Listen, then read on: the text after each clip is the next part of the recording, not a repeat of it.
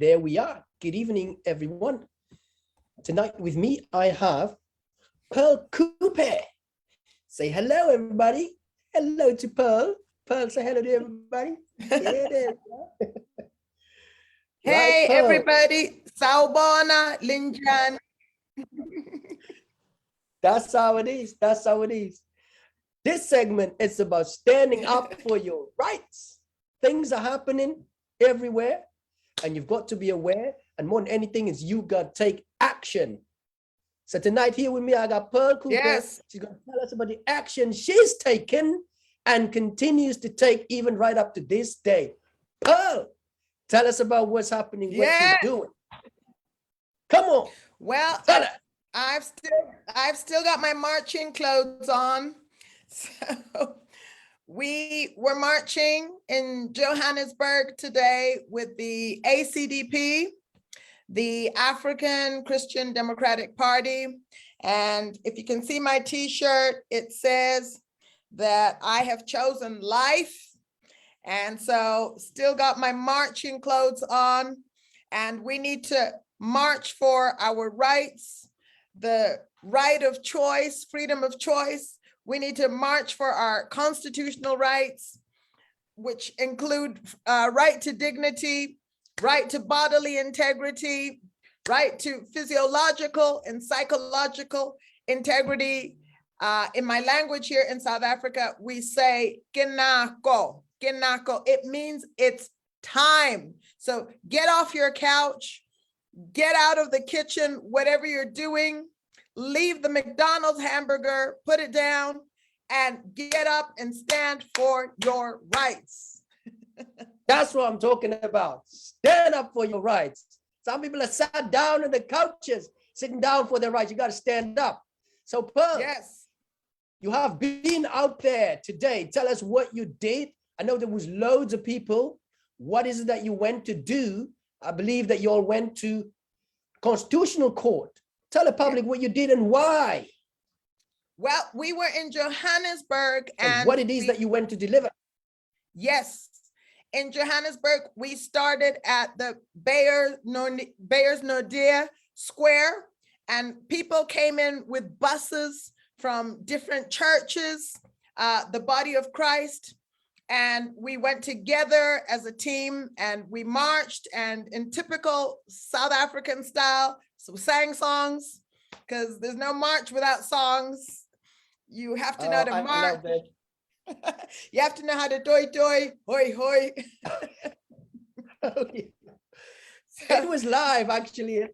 Yeah. Like I said to you, the first segment that I saw, the first part of the video I saw, I really got sucked in by all the singing and the movement, and I'm thinking I could listen to that all day. This is atmosphere, man.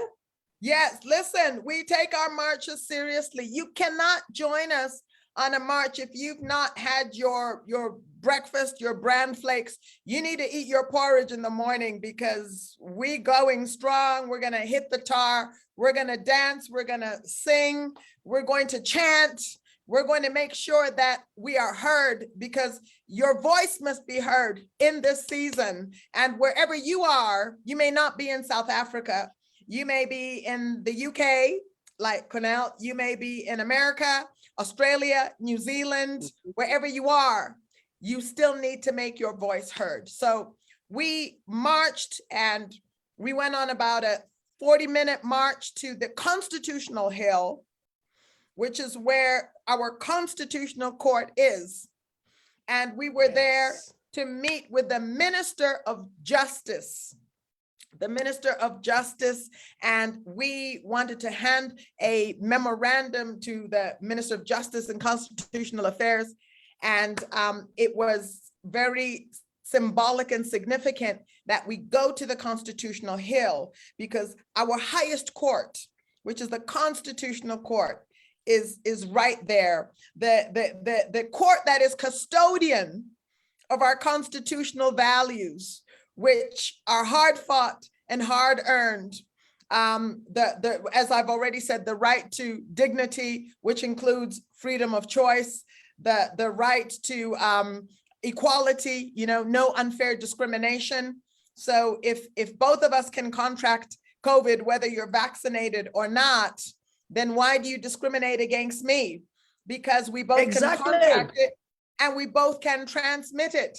So why are you stopping me from entering certain premises when we both can contract and transmit it? That is clearly unfair discrimination. And as South Africans here, we know about apartheid. We know about unfair discrimination. And this is nothing less than medical apartheid. To have separate gates, to have separate entrances, to deny some people access simply because they're unvaccinated, and yet the outcome can be the same, is nothing else but apartheid. We refuse to go back to apartheid. So we met with a representative of the Ministry of Justice and Constitutional Affairs. We several speeches, also keynote address from Reverend Kenneth Mishwe, who's the president of ACDP. I also shared a little bit, and some other speakers. And then we presented a memorandum setting out the demands and setting out also what we expected to see. So they sent a representative from the office who received the demands and said that they would record and also get back to us. But one of the things I would like to throw in, we did mention, because the Health Act has been asking for public comment, And you would know better than anybody, Canal, because you're involved in this with Advocate Sabelo Sibanda. Public comment was given only 30 days when it was supposed to be 90 days. So we're all rooting for Sabelo tomorrow in the Western Cape High Court. But so with a public comment, one thing we discovered is that as we send submissions by email, they are being automatically deleted without being read. Tell the people about that. I was shocked when I saw some evidence to that. Yep, they are automatic. Can you believe that? I mean, people will resort to all sorts of chicanery to try and make, when they see that you're about to claim a victory, they will look for all sorts of strategies. But we are not deterred. We are not, just now before I came on, we were making little red buttons in 3 different languages. So that's what I was doing, and doing a video to say, listen, the emails are being blocked here, so send them to Dear South Africa. We are rerouting the submissions because we expected this, and we knew it was gonna come, and we were ready, and we were prepared, and we said, bring it on. And so we are recalibrating and sending the emails. Aren't they? Oh, they are. How predictable they were. Wow. Yeah, for sure. So we said, I mean, seriously, send them to they're so DRSA. predictable. Yep. They need to think of a new plan, and they need to rebrand and come up with some new ideas. But we expected it, so we're rerouting them, and we said send them to DRSA. Previously, I had Rob Hutchinson, who is the CEO and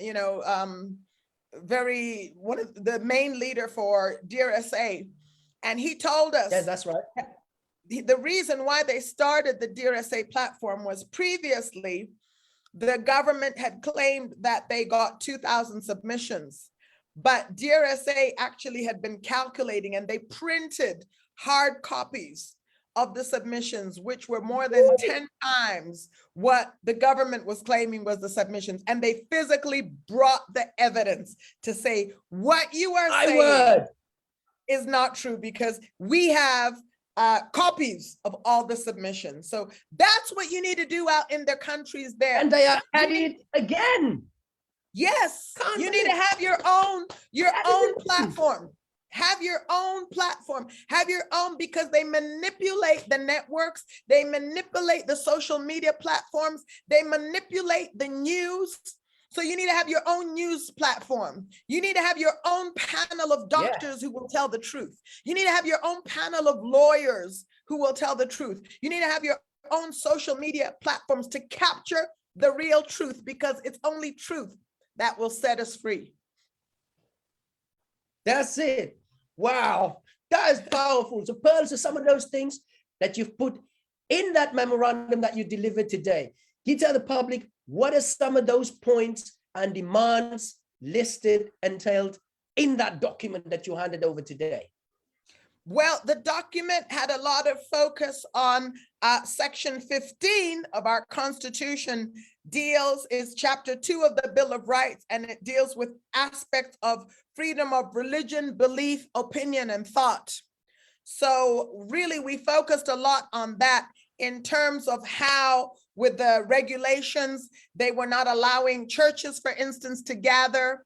And when they could gather, there were limitations placed on that. So we focused on all the aspects around that, and saying that we demand Section 15, that must be implemented, because it's not being implemented. So there's clearly a bias against the Christian faith, and in terms of them being able to have service, especially in this special time for the Christian faith, which is Passover time.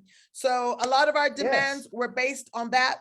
Now, one of the things about this Health Act is that it's literally going to place us in a permanent state of disaster. So again, they're not original in their thought. They deliberately delayed the lifting of the state of disaster management. We've been out of disaster for a long time. South Africa was said to have achieved herd immunity way back in February, 60 to 80% herd immunity. So we've been out of disaster for more than a couple of months. But they did not lift that state of disaster, because had they lifted it, they would have had no legislation to control us. So this whole thing right now was to make sure that they take the provisions that were in the Disaster Management Act, and they now sneakily and cunningly transfer them into the Health Act. So in theory, they say the state of disaster is lifted, but in practice, they've transferred the provisions that were controlling the people into the Health Act. I mean, how sneaky is that? Very sneaky. How sneaky is that? And how many people are even aware, Pearl, of this notice having been put out, inviting the general public to comment on it? Seriously, looking at just today, right? At this moment in time, so many people wanting to watch this. They've got what's said load shedding, and the minister publishes this on their website. That's an electronic device. It means that you got to have one of these devices. You got to have commercial data network access. What about the people who can't read, who can't see, who can't hear? What about the people who live on the fringes, right? Yeah. What about the Khoisan, whose language is not even covered in the notice? What about if your Xhosa Zulu speaking and that's the only language you speak? The ministers put this out in English. I mean, seriously, is that democratic? How is that democratic? You tell me, how is that democratic? It's not democratic. Listen, I just finished a video right now. And in my video, I essentially said this. I said, South Africa, we have a choice. And the choice is to choose between Health Act or Death Act. Health Act or Death Act. That's powerful. Current form, it means forced isolation, which means death to your liberty. It means forced quarantine, which means death to your freedom. It means forced medical intervention, which means death to your right of choice.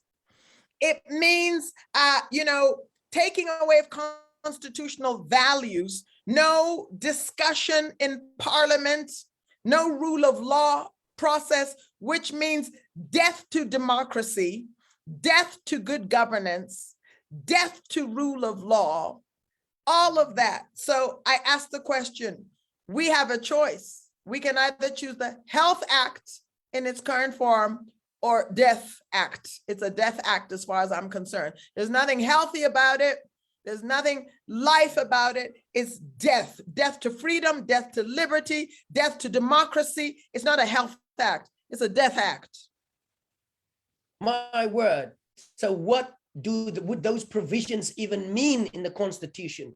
Your right to freedom of expression, your right to freedom over your person, right to protection over your bodily and psychological integrity. What would those provisions mean in the face of such regulations, which are clearly contradicting of the very provisions that provide you that freedom? I mean, isn't this an affront, an obvious affront to the Constitution? How could this be allowed for regulations to become law which is inconsistent with the very basic provisions of the overall social contract? How do we get here?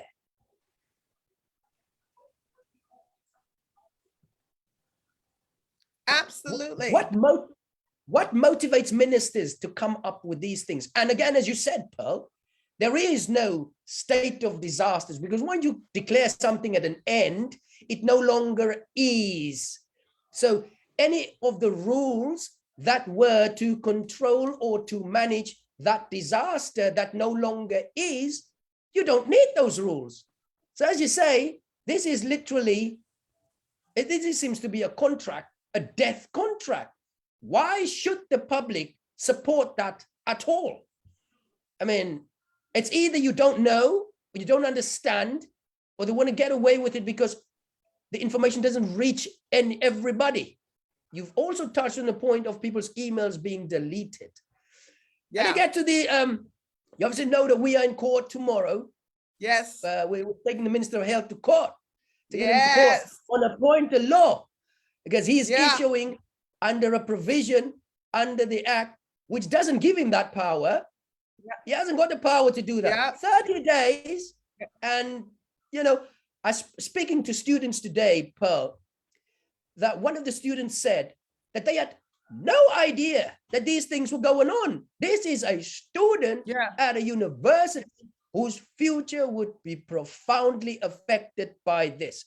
What does this say about the state of affairs in South Africa in terms of wanting to brag with the democracy, the model of democracy? But someone like a student hasn't got the foggiest idea that of the rules that they are contemplating. When I pointed out to them what you've just said about these camps where they would be dragging you to, when I pointed that out, they were shocked, Pearl. They were utterly shocked. Can you tell the public what the real implications or foreseeable implications just of these regulations would be, just to bring home the seriousness of why people need to put their consultation through? Yeah.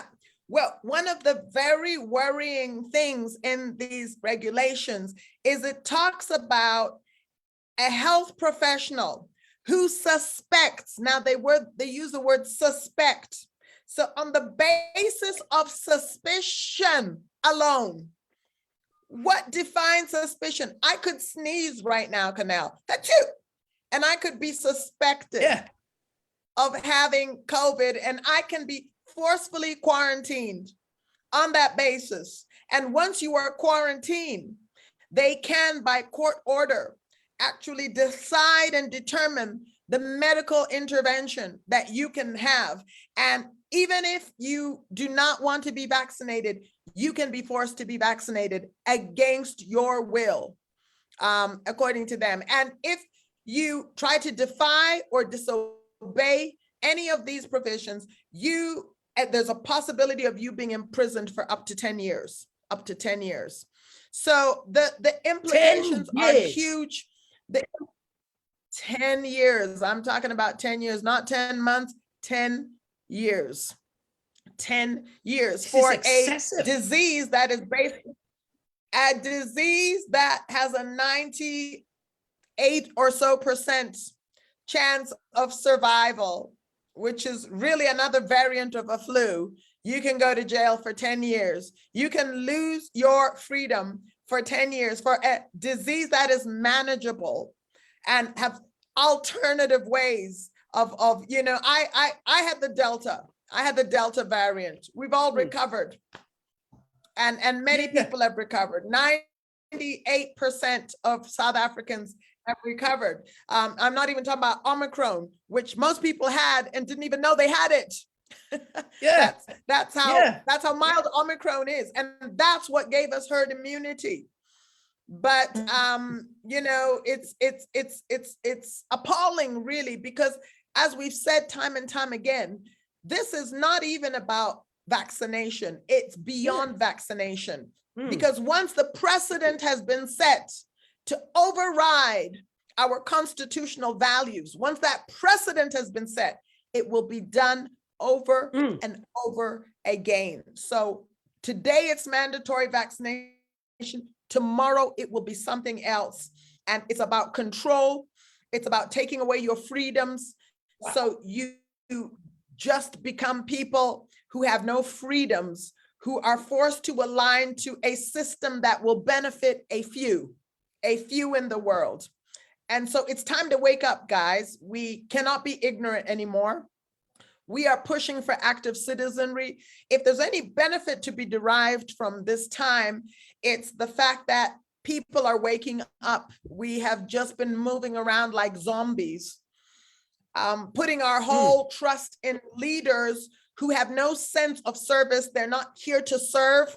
They do not have servant hearts. They do not have servant leader hearts, but they are there to control and to abuse and to, you know, reset the system and the structures. We have a word here in South Africa, which we have used, called state capture. Here to capture, state capture, to capture the systems.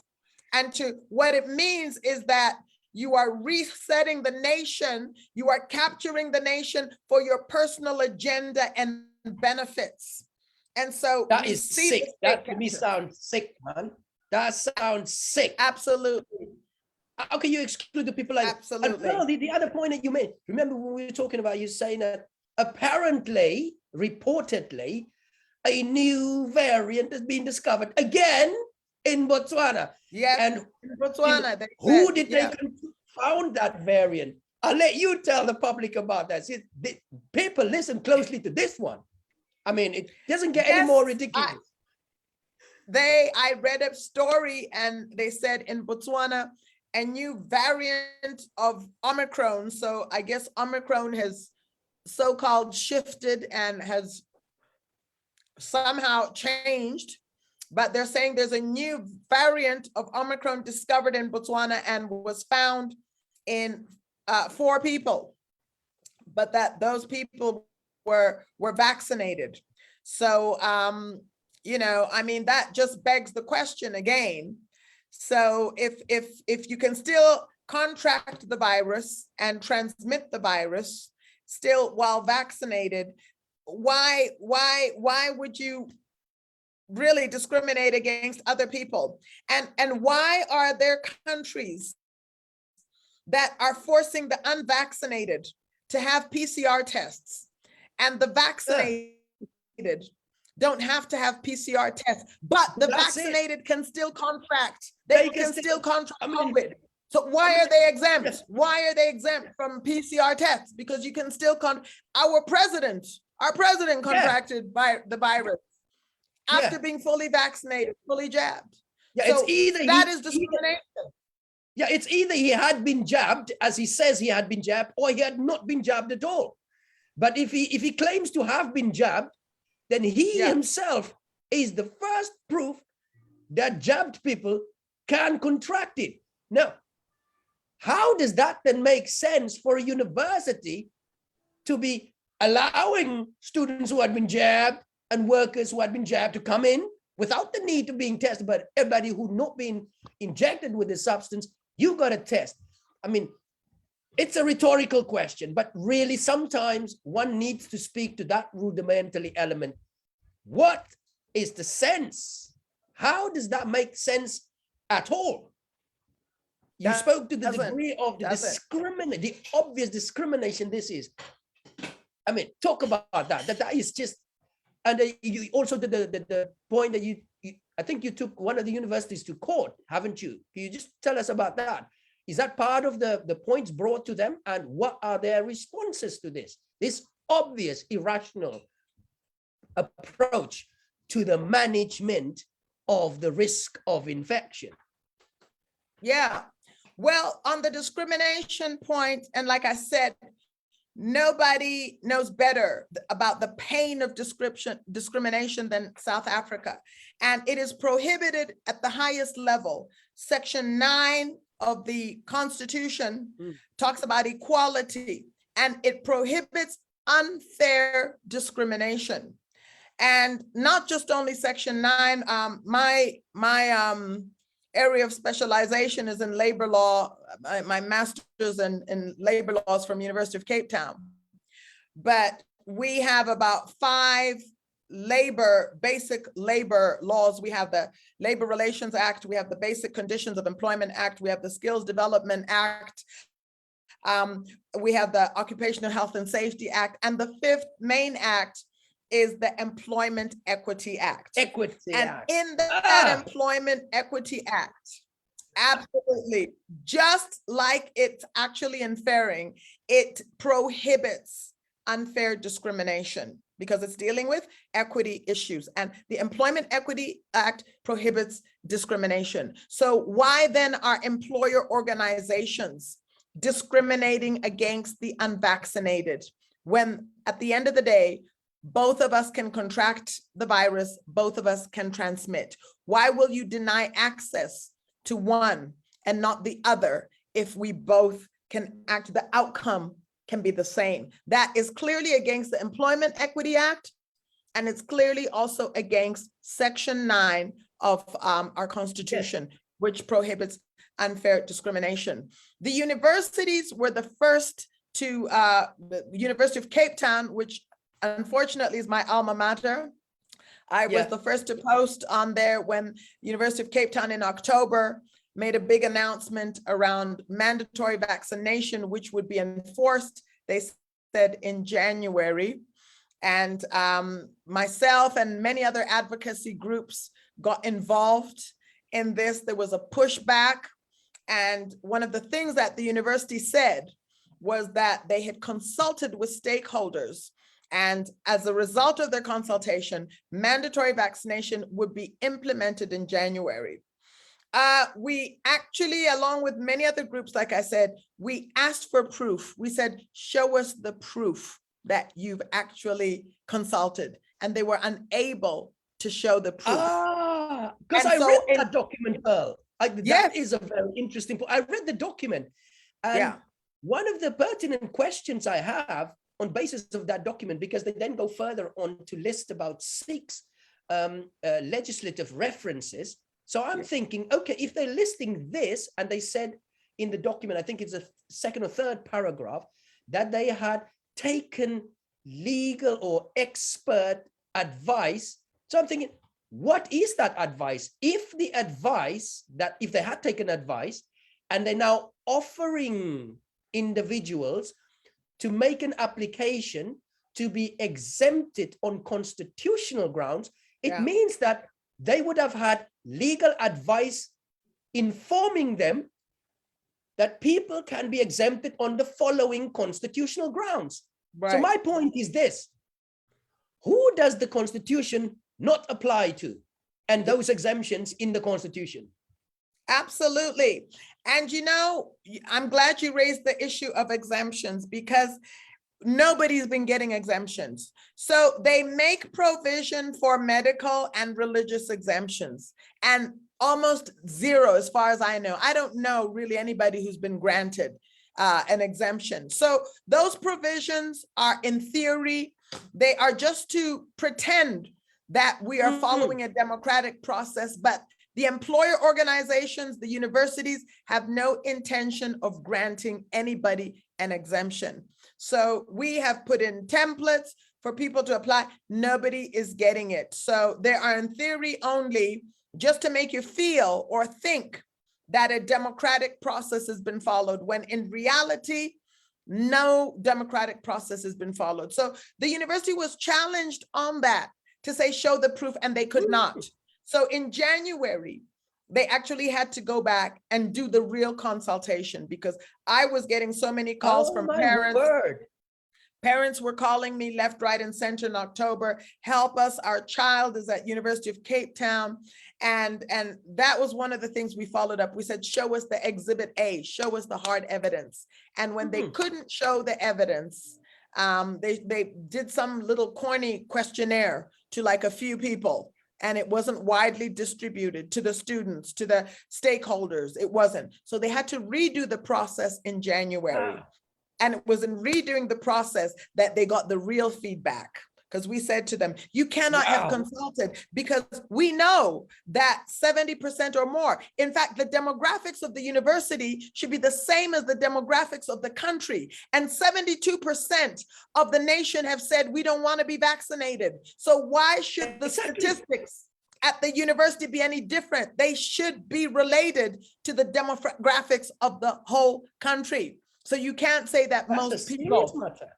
That's a serious matter. That's serious misrepresentation, isn't it? Serious misrepresentation. But thankfully, they acknowledged, they went back to the drawing table, and they got the real results. And lo and behold, it was last month that the chancellor, vice chancellor now released a statement to say that in principle, they still support mandatory vaccination. However, they will be putting their mandatory vaccination policy on hold, which means unvaccinated. Why? And well, they said that they still believe in it. However, they want to make it voluntary. It must be voluntary. And the voluntariness was not only in terms of vaccination, but even in terms of declaring your status. So it was extended. So you don't even have to announce your status. And they said they will do it later. So that's UCT. And yesterday I got notice also that or today, that CUT in Bloemfontein also is saying no mandatory vaccination, which is significant because there is a case also against University of Free State in Bloemfontein, which is also a court case, which will be coming back on. It's been postponed twice. So it'll be coming back on before a full bench of 3 judges on the 25th of April. So we're still hoping for a legal precedent, because we don't have a legal precedent as yet. We only have the CCMA, CCMA rulings, which CCMA cannot set a precedent. So we're looking for that. Stellenbosch, I'm also advised that they have put their mandatory vaccination implementation on hold, which means students can now access the university without being vaccinated. So that so they're saying it's on hold, and I'm not sure whether it's to save face. What are they holding out for? What are they holding out for? I don't know whether it's just to save face, that they can't come out and say, oh no, we made a boo-boo, we made an error, this was wrong, etc. So it's like, no, it's on hold. We're still thinking about something. You just know that y'all just messed up. Y'all just messed up, just call a spade and not an agricultural implement, because in the meantime, they're so generous at expressing that we still believe. So fine. Yes. They have a right to their own belief. And so does every other person, a natural person, also have the right to their belief. I still believe, and I would like to carry through that belief at all times, that I do not need to be injected with this substance, and that it's not necessary. Because in the meantime, whilst unvaccinated individuals are entering the premises and being on the campus, doesn't that nullify and basically rubbish their whole original premise of why they wanted only vaccinated people on the campus? Absolutely. Really, why are they not concerned? They would rather put it on ice. We can be on ice for quite some time. We'll be good. We'll be fine. And a vaccine that is not even managing couldn't even manage baby Omicron. No vaccine. Wow. No vaccine. But our natural immunity, by the way, I keep saying that the government, not us, the government released the statistics to say we have 60 to 80% herd immunity in South Africa in February. They themselves said that. They said that, and we know their statistics are not. So if they said 60 to 80%, it's probably more likely 80 to 100%. So here's the thing. We reached almost 80% herd immunity with what? Only 30% people vaccinated. So in actual fact, our herd immunity was reached with natural, at least 50% of that herd immunity is natural immunity. It's natural immunity. So why are you still forcing vaccination when we have herd immunity? Your agenda, you said, was to reach herd immunity. That's why you had a 70% target rate, but we've reached it now. So what is your reason now? What is your, and we reached it without vaccination. We reached it with natural immunity. Africa has 11% vaccination rate and the lowest COVID statistics.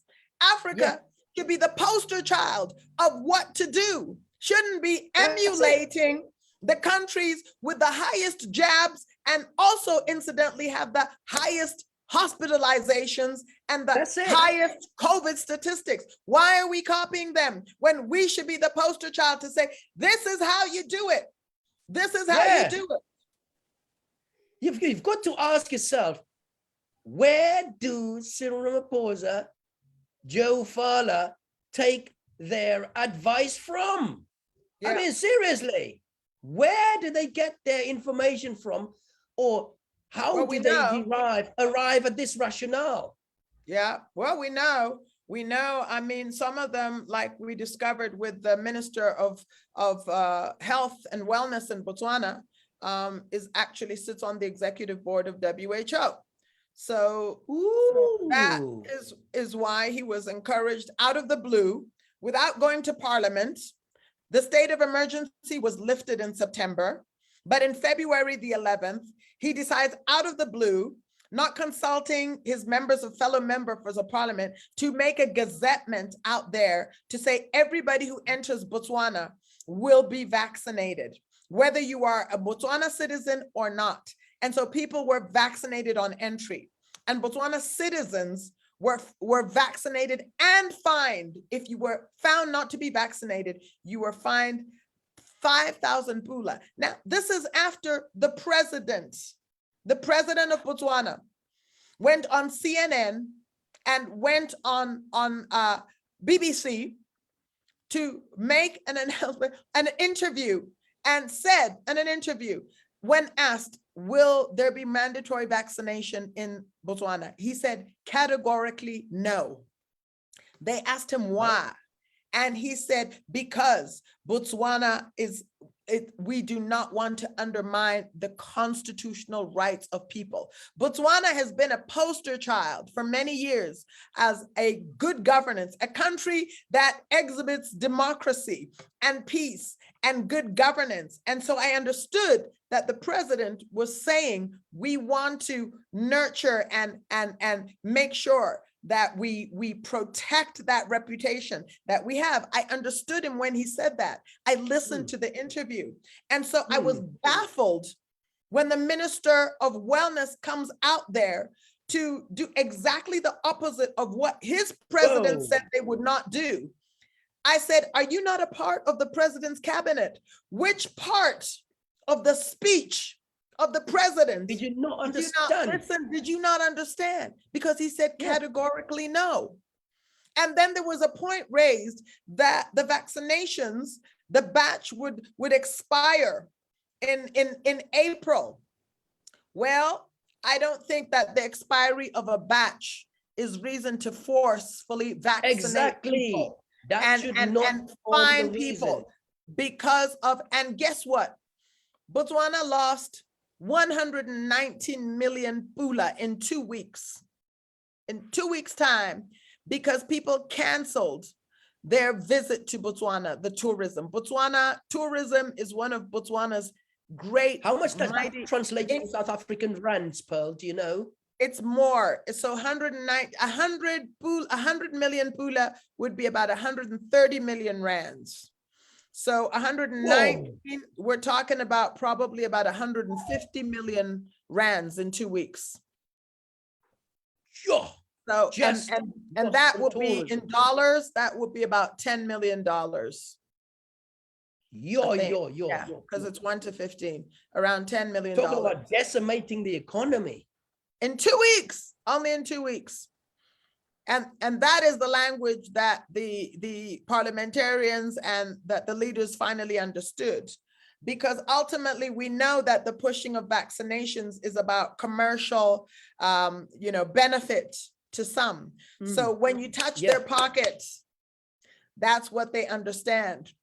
It's not the harm. It's not the harm to people. They create funds, like in South Africa, they have a no-fault compensation fund. Interesting about the terminology. Interesting terminology. I was just thinking, no fault. No fault. Well, why would you compensate? You only compensate when something went wrong.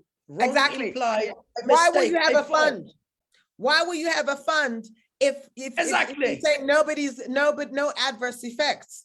So the fact that you have a fund, number one, means you've acknowledged that there are adverse effects. The second fact is for you to call it a no fault means that you're trying to exonerate yourself from liability. Just like the pharmaceutical companies that have handed over these vaccines on a no liability condition. No liability. They got away with that.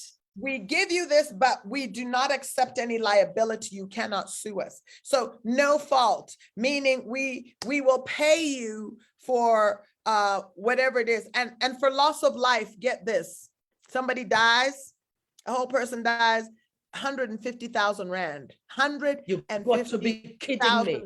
150,000 rand. $150,000.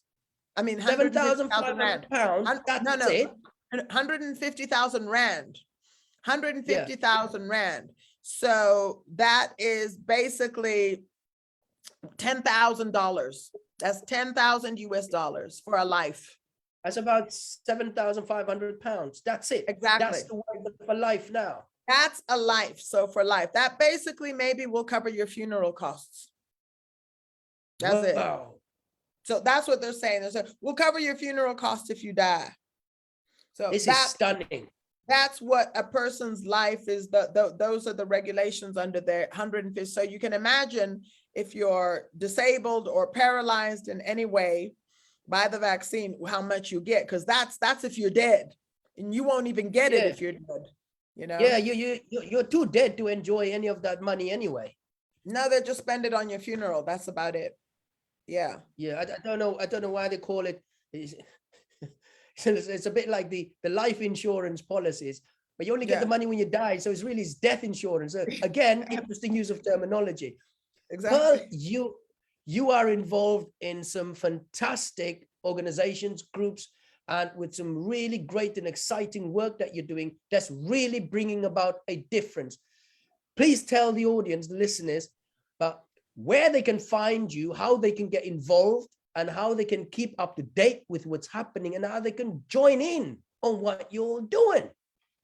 Awesome. Thank you. Well, the main organization that I work with my dear friend, Catherine Raffaelli, I work as the legal spokesperson there for the Red List, and you can find us on www.theredlist, one word, www.theredlist. I'll put it above there. Okay. Yeah. .co.za. So on there, it's a website that promotes and provokes active citizenry, really encouraging the citizens to take the power back, to say that we do have a voice, that you don't have to just sit there and give up, but take your power back, look for platforms, be vocal, speak out, don't give in.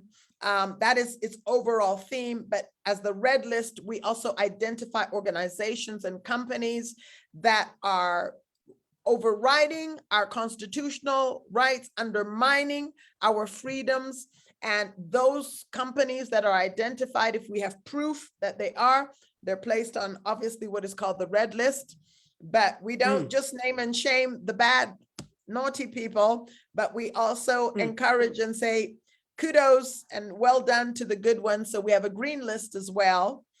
And then on there, you find a link that will link you to legal resources where you'll find some cases, you'll find some exemptions. I put some templates of how to apply for a religious exemption, how to apply for medical exemption. You find some videos and stuff. So there's a whole link dealing with legal issues where you'll get resources and stuff like that. So it's also an information source and a basis, but really an active citizenry movement that is really intended to provoke citizens out of their lethargy, out of their complacency, to take charge over their bodies, over their minds, and to make sure that if their leaders are not leading them well, that they can take back the power and they can have a voice and have a say and have a platform to decide on things that impact them and impact their lives and their homes. And lastly, Pearl, 2 days left of the consultation as it currently stands. What are people to do? There's 2 days left. 2 days left, 48 hours. We are counting. What I'm doing now is redirecting people to the Dear South Africa platform. I'm sure you have that link. We had an email address that we were given by the Department of Health, but people are complaining that when they send emails there, they're getting an automated email back to say that your email has been deleted even before it was read. So we are now rerouting the emails, because Dear SA, when you send your submission through them, they're able to track it. They're able to monitor it. So we can actually challenge the government to say, if they come up with a figure, we're watching, we're monitoring, we're able to review, and our system, we can watch it. So I want to ask everybody to use the Dear SA link. Make your submissions, 48 hours. I remember when we did the Papuda bill, then the Papuda bill also it infringed on constitutional rights and right of religion, belief, thought, opinion, all of that. And I remember we had like just 3 days. And I remember on Tuesday, I think we had about 7,000 or 10,000 submissions, and we did a Zoom meeting. And I remember I invited leaders, especially in the body of Christ, and we started to mobilize people. We started to print them out, because there are people out there in the region who don't have access to electronic and social media. So we had the forms, paper, and we went out to the villages, to the grannies. They signed, we brought back hard copies, signed, etc. And within 2 to 3 days, the submissions went from 10,000 to over 100,000. So I believe, and I know we have over 200,000. Last time I checked, I think over 24 hours ago, it was about 207,000, but I'm hopeful that perhaps we could be 300 or more. But I'm saying to South Africa, let's keep pushing. We are 60 million people here. And if only 10% of us answer, that's 6 million. So 200,000 is nothing. And if only even 1%, if only 1% answer, that's 600,000. For us to submit anything less than 600,000, anything less than 600,000 will be shameful. It will be shame, shame, shame, shame. So we cannot afford to do anything less than 600,000. We should be gunning for at least 6 million, which would represent 10% of a population that is saying no to control, no to taking away our freedoms, no to forced isolation, no to forced quarantine, no to forced medical intervention, no to the taking away of our democratic rights and our constitutional values. You need to be one. Stand up and be counted. Get off your couch. Get out of your complacency. Get out of your comfort zone. Get nako simunya. We are one. Hashtag stronger together. Teamwork makes the dream work. Let's do this, South Africa. That's it. Oh, woohoo! Yeah, boy, yes. Let's see how dear South Africa's getting on. It says here, it shows here on this side, comments are closing 15th of April. And these are comments so far. Well, that's what they show, but I suspect Yeah, but it's that's an probably old- much more than that. Yeah, that's an That old. must be very old. Yeah, because it was over 207,000 when I last. Yeah, there you go. Click Yes, it and then I it's think up I there. saw over There you go. 225,000 I saw. So Yeah. there, looking Now at it's that, updated. the figure must be much higher than that, because I'm It's pretty much sure higher. I saw a higher figure than that. Yeah, So yeah. that might just be, again, I wouldn't be surprised if there's any attempt at Oh, they've done that. They've at tried to tampering sabotage. with the website. They do that. They always sabotage, and we get hackers and all sorts of things, you know, that's old as well. Yeah, That's I old. have taken a screenshot that actually shows well over 225,000. I have seen that with my own Awesome. eyes. Yes. So brilliant. Well, Pearl, it's been so fantastic to have you on here. You're energetic, you're inspiring, and you're making us want to be out there on the street. Yes. So from you, get on the street. a final personal message to every single one out there who will be watching this video either now or later today. Final personal message from Pearl Kupe herself. Yes, get on the street. Get on the street. Be vocal. Do refuse to give in. There is no possibility of giving in. This is about the next generation. This is about your freedoms. So you need to stand up. You need to be a voice. No time to be shy. No time to be complacent. No time to be comfortable. Get yourselves in groups. Encourage one another. Provoke one another. Inspire one another. Get on social media. Just begin to have meetings together. Protest. Get the legal people in one group, get the medical people in one group, start your civil and civic organization, start your WhatsApp group, strategize, come together, go out there and just do it better than Nike. You can do it better than Nike. Yeah. Fantastic. Well, give me a high five. You'll just lift up your left arm and you just give me a high five there with your left hand. There you are. Brilliant. Well, thank you, everybody. That was Pearl Kupe. Listen to the message, and we'll be putting up the websites right up there, the redlist.org.za or .co.za, and I'll also be putting up the Dear South Africa website link for you to go and click and follow that advice that Pearl has given. Thank you very much for tuning in, and we look forward to the next opportunity we speak with you, and we'll no doubt be giving you update, because tomorrow is a court hearing at Cape Town High Court. So those of you who are in Cape Town, come on down. Yes. Come on down, bring your placards. Just like Pearl said, get out there on the street and make yourself heard and seen, because you matter. This is about your future, your rights, and the quality of your life. Thank you once again, Pearl Kupe, everybody. Awesome.